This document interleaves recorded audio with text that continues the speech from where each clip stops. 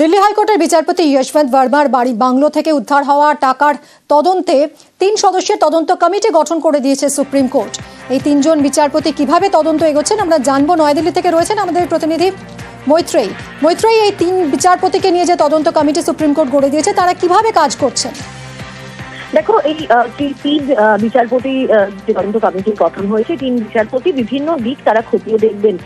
তার মধ্যে এই যে বিচারপতি ভার্মার গত 6 মাসের মোবাইলের কল লিস্ট খতিয়ে দেখা হবে এবং একই সঙ্গে তারা একাধিক সাক্ষীর সঙ্গেও তারা কথা বলবেন। একাধিক ব্যক্তি যারা জাস্টিস ভার্মার বাড়িতে প্রবেশ করেছিলেন সেই 14 তারিখ এবং 15 তারিখে, তার মধ্যে তাদের নিরাপত্তা কর্মীরা রয়েছেন এবং বাড়ির অন্যান্য সদস্যরা রয়েছেন এবং বাড়ির যারা পরিচারিকার কাজ করেন তারাও রয়েছেন। ফলে সব মিলিয়ে যে বিস্তৃত লিস্ট রয়েছে সেই তালিকায় যারা রয়েছেন তাদেরও কিন্তু বয়ান নিতে পারে এই কমিটি। ফলে সব মিলিয়ে সমস্ত দিক তাদের তরফ থেকে খতিয়ে দেখা হবে। একদিকে যখন জাস্টিস ভার্মা তিনি সত্যি কথা বলছেন কিনা এবং তার মোবাইলের সিডিআর যেরকম দেখা হবে, তার সঙ্গে সঙ্গে কিন্তু দেখা হবে তার মোবাইলে যা যা চ্যাট ওই সময়ের কালীন হয়েছে সেই সমস্ত কিছু খতিয়ে দেখা হবে বলে আমরা জানতে পারছি।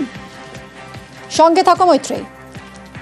এদিকে বিচারপতি ভার্মার বদলির সিদ্ধান্ত হয়েছে। এলাহাবাদ হাইকোর্টে তাকে বদলি করার সিদ্ধান্ত, আর সেই সিদ্ধান্তেরই প্রতিবাদ।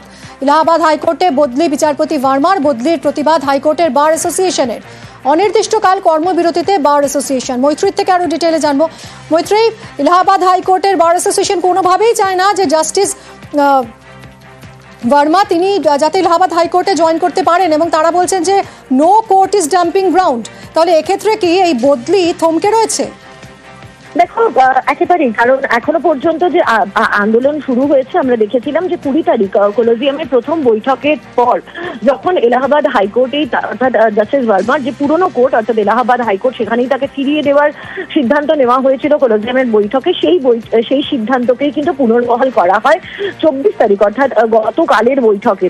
এবং সেখানেও কলেজিয়াম এই সিদ্ধান্তই নেয় যে জাস্টিস ভার্মাকে তার পুরনো হাইকোর্ট অর্থাৎ এলাহাবাদ হাইকোর্টেই ফিরিয়ে দেওয়া হবে। কিন্তু এটা জানার পর কিন্তু এলাহাবাদ হাইকোর্টের যারা আইনজীবীরা রয়েছেন তারা অনির্দিষ্টকালের জন্য ধর্মঘটে তারা বসেছেন।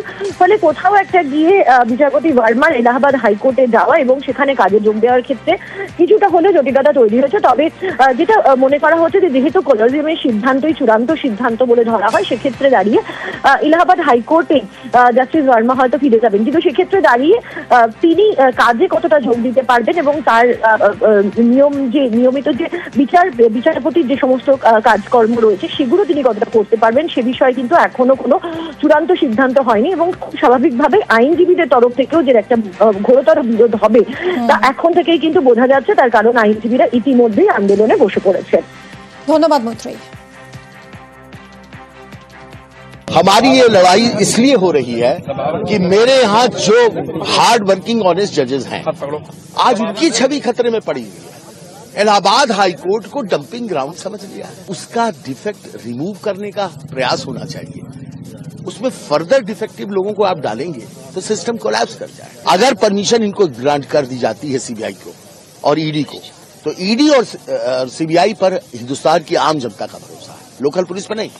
इसलिए हमारी डिमांड है कि बिना लेट किए हुए कि सारे एविडेंस डिस्ट्रॉयड ना हो पाए, जो बचे खुचे हैं वो बचे, एफआईआर की परमिशन दे दी जाए, इनका प्रोसिक्यूशन हो, क्योंकि जनता का विश्वास वापस पाना बहुत जरूरी है।